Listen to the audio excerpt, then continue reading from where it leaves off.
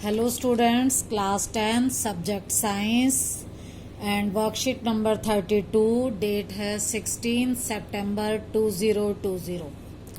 Now we are going to start a new chapter, chapter 3 of your book Metals and Non-Metals. In this chapter, as you know, in your class 9th about the elements. What are elements? Elements are the pure substances which are made up of only one type of atom only. वो substance जो सिर्फ एक ही type के atom से बनते हैं उन्हें हम एलिमेंट बोलते हैं. For example gold. अगर आप गोल्ड को लें तो उसके सारे एटम गोल्ड के ही होंगे. इसी तरह सिल्वर लोगे तो सारे एटम सिल्वर के ही होंगे, तो वो एलिमेंट है.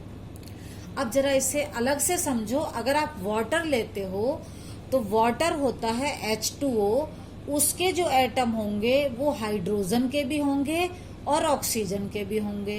तो वाटर एलिमेंट नहीं है, वाटर क्या है? कंपाउंड. तो now element will be clear to you. Element means that are made up of only one type of atom, जिसके सारे एटम एक ही टाइप के हों. Now, on the basis of their properties, elements are classified into metals and non-metals.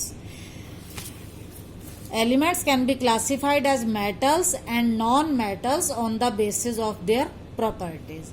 अब metals के example हैं जैसे for example iron, aluminium, zinc, copper, silver, gold and sodium. Non metals के एग्जाम्पल हैं oxygen, sulphur, nitrogen, hydrogen and carbon. Now we will study about the physical properties of metals and non metals. Physical property का मतलब होता है जो हम observe करते हैं उनके बारे में. मतलब उसमें इलेक्ट्रॉन्स पार्टिसिपेट नहीं करते रिएक्शन में, कोई रिएक्शन केमिकल रिएक्शन नहीं होती, कोई न्यू सब्सटेंस नहीं बनता. वो होती हैं हमारी physical properties. Now first physical property of metal is lustre. Now what is lustre? Metallic lustre.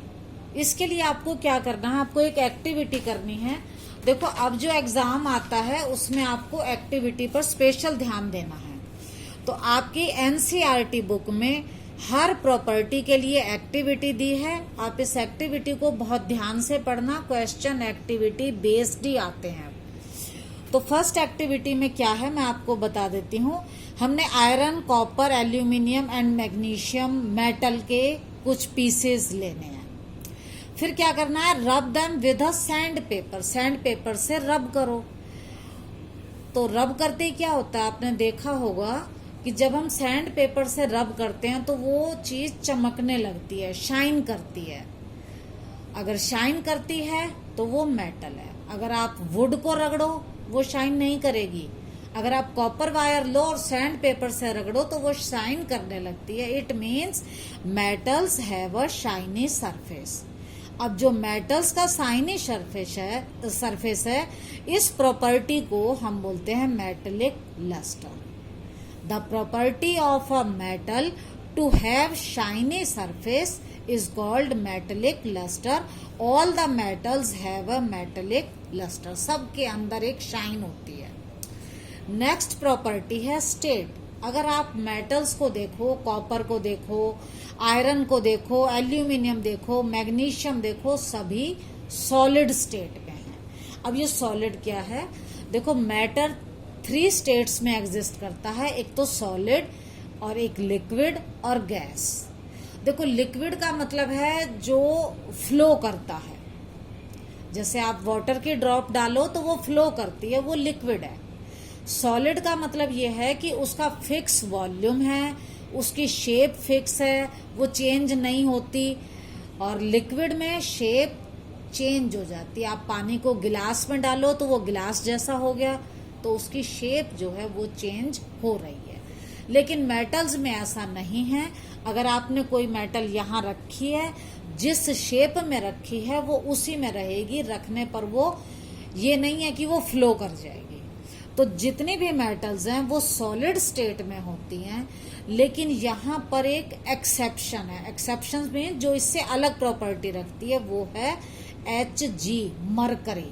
Hg, mercury, ये सॉलिड नहीं होती। ये कौन सी स्टेट में मिलती है? लिक्विड में। लिक्विड मीन्स ये फ्लो करती है, इसकी शेप फिक्स नहीं होती, ठीक है, जिसमें डालो ये उसी की शेप ले लेती है।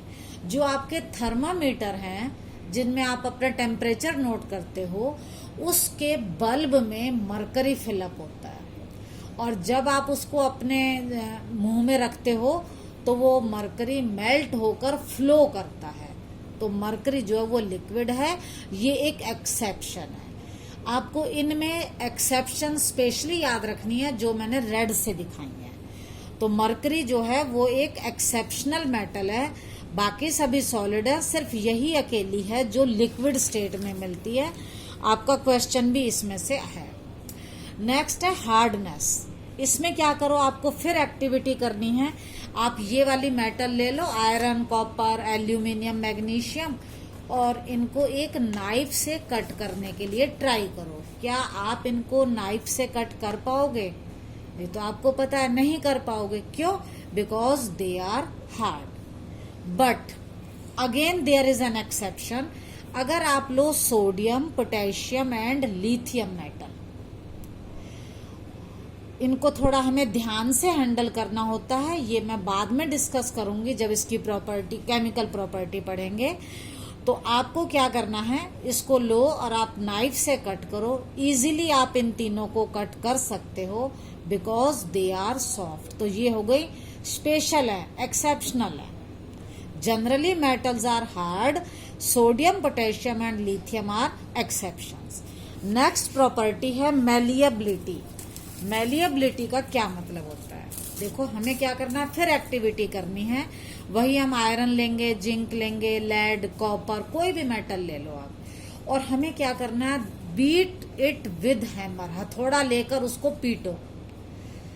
अब आपने देखा होगा, अगर आयरन को एक ब्लैक स्मिथ हथौड़े से पीटता है तो वो उसकी डिफरेंट शेप की चीज बना देता है। इसी तरह से आप गोल्ड से देखते हो, लोहे को देख लो, आयरन की टीन बनती है जो छत बनाते हैं।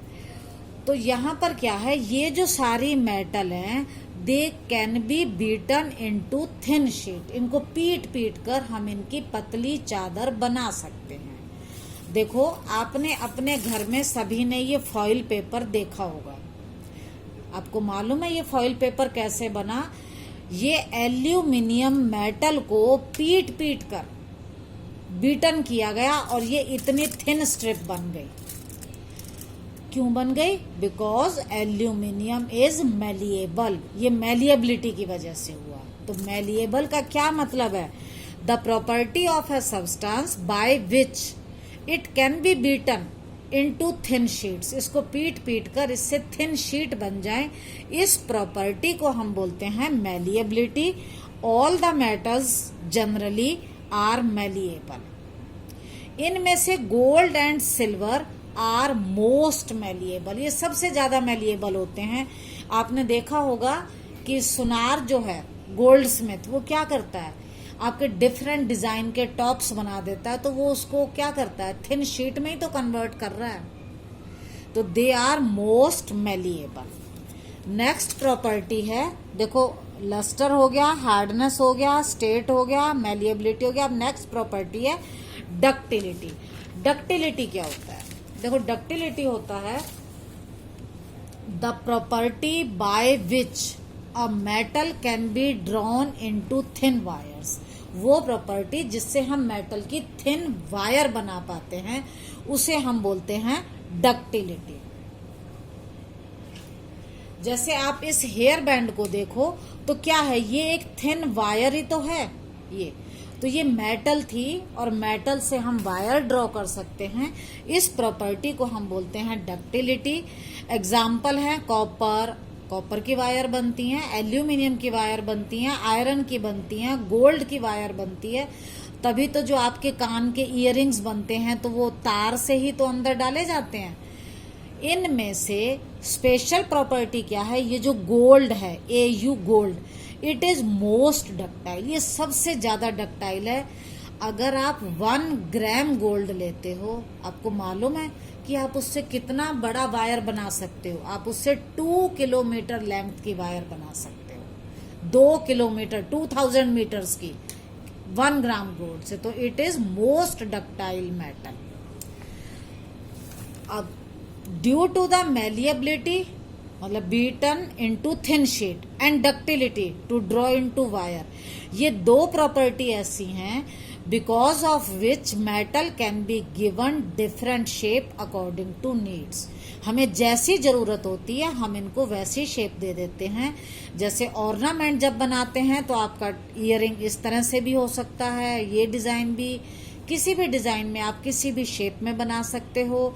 आपके जो यूटेंसिल हैं, गिलास, कटोरी, ये भी डिफरेंट शेप में बनते हैं क्योंकि ये मेटल से बनते हैं, and metals are malleable and ductile. Next property है conductor of heat and electricity. इसे हम 2 पार्ट में लेंगे। पहले लेते हैं कंडक्टर ऑफ हीट। इसमें क्या किया हमने, एक यहां नहीं है, हमने क्या किया एक्टिविटी में, आपकी बुक में से ली है, ये मैंने एक कॉपर वायर ली है और इसको स्टैंड में फिट कर दिया जिससे ये गिरेगी नहीं। इसको मैंने स्टैंड में फिट कर दिया। इस एंड पर, फ्री एंड पर मैंने यहाँ वैक्स लगाया और मैंने ऑल पिन को फिक्स कर दिया। I fixed an all pin with the help of a wax. Now heat it at the other end. मैंने यहाँ हीट नहीं किया, मैंने हीट किया इसको इस एंड पर। What will happen after some time, after some time wax melts and the all pin drops down, all pin नीचे गिर जाती है। बेटा मैंने हीट तो किया था यहाँ पर और वैक्स मेल्ट हुआ यहाँ पर, क्यों? क्योंकि ये जो मेटल है it is a good conductor of heat. इसने क्या किया, हीट को यहां से लेकर कंडक्ट किया अदर एंड तक। तो metals are good conductor of heat, और इस हीट की वजह से ये वैक्स मेल्ट कर गया और ऑल पिन ड्रॉप डाउन हो गई। So metals are good conductor of heat. Next point है मेल्टिंग पॉइंट। अभी हमने इस एक्सपेरिमेंट में देखा कि जब हमने इसको हीट किया तो क्या ये कॉपर वायर मेल्ट हुई? नहीं हुई। Why? Because it has high melting point. तो जितनी भी मेटल्स हैं they have high melting point, वो जल्दी से मेल्ट नहीं करती बहुत गर्म करने पर भी। लेकिन बेटा यहाँ भी there are some exceptions, gallium and caesium, ये 2 मेटल्स ऐसी हैं जिनका लो मेल्टिंग पॉइंट होता है। Gallium and caesium have low melting point even if we put them on our palm. अगर हम इनको अपनी पाम पर भी रख लेंगे तो ये हमारी पाम की हीट से भी मेल्ट हो जाएंगे। हाथ पर रखेंगे तो ये मेल्ट हो जाएंगी, क्यों? Because they have low melting point. Generally metals have high melting point but gallium and caesium have low melting point. Next property है डेंसिटी। डेंसिटी क्या होता है? देखो आप 1 kg कॉटन ले लो, बहुत सारी जगह घेरेगी। उसी की बजाय आप 1 kg दाल ले लो, वो कम जगह घेरती है। मतलब मेटल, ये जो दाल है वो हैवी है और रुई जो है वो हल्की है। हम इसको दूसरे सेंस में कहेंगे कि कॉटन की डेंसिटी वो क्या है? लो है, और जबकि जो दाल ली थी उसकी डेंसिटी हाई है। तो मेटल्स की डेंसिटी हाई है। अब थोड़े से लोहे का इतना सा टुकड़ा ही रखते हो, थोड़ा सा ही इतना टुकड़ा रखते हो तो उसका वेट बहुत ज्यादा लगता है। क्यों? क्योंकि उसकी डेंसिटी हाई है। But lithium, sodium and potassium, ये वो मेटल्स हैं जिनकी डेंसिटी लो होती है। इट मीन्स ये हल्की होती है, लाइट वेट होती है। नेक्स्ट प्रॉपर्टी है कंडक्टर ऑफ इलेक्ट्रिसिटी। इसके लिए हमने फिर एक्टिविटी की। ये आपका सेल है, सेल के साथ एक बल्ब लगा हुआ है और ये प्लग की है, ये क्लिप है, इसके बीच में अगर आप कोई मेटल रखते हो तो बल्ब ग्लो करता है। क्यों करता है? क्योंकि जो मेटल आपने यहाँ रखी that is good conductor of electricity. तो metals are good conductor of electricity. जब बल्ब ग्लो कर रहा है तो it means metal is a good conductor of electricity. Copper wire ये गुड कंडक्टर है, सभी मेटल होती हैं। तो जनरली हम क्या करते हैं, वायर के ऊपर आपने देखा होगा एक रेड या ब्लू, ब्लैक, अलग अलग कलर की कुछ पीवीसी पॉलीविनाइल क्लोराइड या रबड़ या प्लास्टिक की कवरिंग चढ़ी होती है। आपके घर की जो तार हैं उन पर ब्लैक कलर का या कुछ कवर चढ़ा होता है, वो पीवीसी का होता है। अंदर जो वायर है वो कॉपर होती है। अब ये क्यों चढ़ी होती है, क्या आपको मालूम है? What is the reason? Reason है copper is a good conductor of electricity, so it may cause electric shock. अगर हमारा हाथ लग गया तो हमें क्या होगा? करंट लग जाएगा। तो ये जो पीवीसी है ये बैड कंडक्टर है और ये हमें इससे प्रोटेक्ट करती है। तो जो पीवीसी की कवरिंग है it protect us from electric shock. तो all the metals are good conductor of electricity, but there are two exceptions, PB lead, Hg mercury, they are poor conductor of electricity. Next property आती है अब sonorous. Sonorous का मतलब क्या होता है? देखो आपके स्कूल में बेल जो बजती है क्या है? वो मेटल है, और जब उसको हम किसी हार्ड चीज से मारते हैं, किसी हैमर से, तो टनन आवाज आती है। ये जो टनन साउंड है इसका मतलब ये सोनोरस होती है।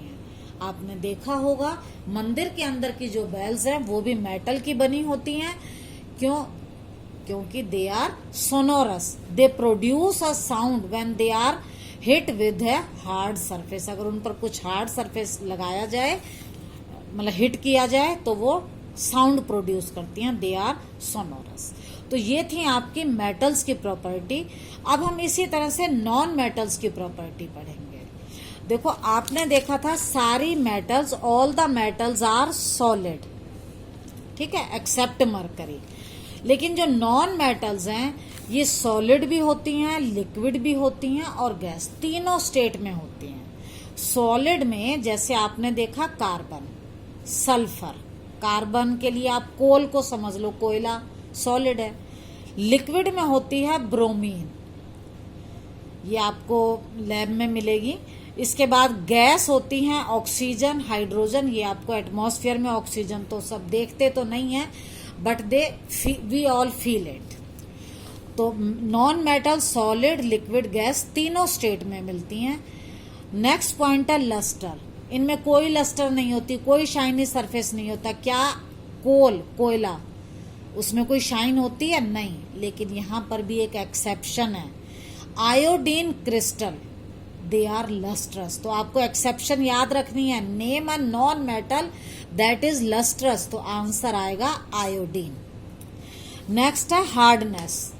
जितने भी नॉन मेटल हैं दे आर सॉफ्ट। अगर आप कोल लो और हथौड़े से उसको पीटो तो क्या होगा? वो टूट जाएगा। तो दे आर सॉफ्ट।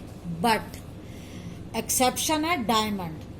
डायमंड जो है वो एक नॉन मेटल है। देखो कंफ्यूज मत करना, डायमंड मेटल नहीं है, डायमंड एक नॉन मेटल है और वो हार्डेस्ट सब्सटेंस है, वो सबसे हार्ड होता है।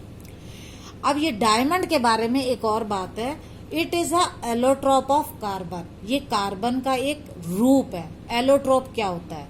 When a substance exist in different form, जब एक ही सब्सटेंस डिफरेंट फॉर्म में मिले तो उसे हम बोलते हैं एलोट्रोप। अब जैसे कार्बन डिफरेंट फॉर्म में मिलता है, कोल की फॉर्म में भी मिलता है, ग्रेफाइट, कोक, डायमंड, आपका जो काजल है ब्लैक, पॉलिश है बूट पॉलिश वाली, ये सब भी कार्बन के डिफरेंट रूप है। और जब कोई सब्सटेंस डिफरेंट फॉर्म में मिलता है तो उन डिफरेंट फॉर्म्स को हम बोलते हैं एलोट्रोप। कार्बन की एक फॉर्म है डायमंड जो सबसे हार्ड होती है और बाकी फॉर्म जो है वो इसकी हार्ड नहीं है। नेक्स्ट प्रॉपर्टी आती है अब malleability. Non metals are non malleable, इनको हम बीट करके इनकी शीट नहीं बना सकते। अगर आप कोल को बीट करोगे तो क्या होगा, वो तो टूट जाएगा। डक्टिलिटी, नॉन मेटल की हम वायर भी नहीं बना सकते। क्या आपने कोल की वायर देखी है? नहीं। फिर है conductor of heat and electricity, they are poor conductor of heat and electricity, इनमें से करंट और हीट पास नहीं करते। But graphite is an exception, graphite में से करंट और हीट क्या होता है, कंडक्ट होता है, पास होता है। तो it is a good conductor of heat and electricity. All other non metals are poor conductor. Density generally low होती है, इसीलिए अगर आप कोल को वाटर में डालो तो वो सरफेस पर क्या करता है, तैरता है। जबकि आप कोई मेटल डालो, आयरन डालो तो क्या होगा, वो डूब जाएगा। मेल्टिंग पॉइंट लो होता है, सोनोरस नहीं होती। अगर ऐसा होता तो कोयले की घंटियां बनती, लेकिन नहीं बनती हैं। All these are the physical properties of metal and non metal. Generally इसमें से एक्सेप्शन वाले केस आपको स्पेशली याद करने हैं। मैलिएबिलिटी को डेफिनेशन हो सकती है, डक्टिलिटी की हो सकती है, और मेटल और नॉन मेटल में डिफरेंस भी हो सकता है। तो इस वीडियो में इतना ही। नेक्स्ट वीडियो में हम डिस्कस करेंगे केमिकल प्रॉपर्टीज ऑफ मेटल्स।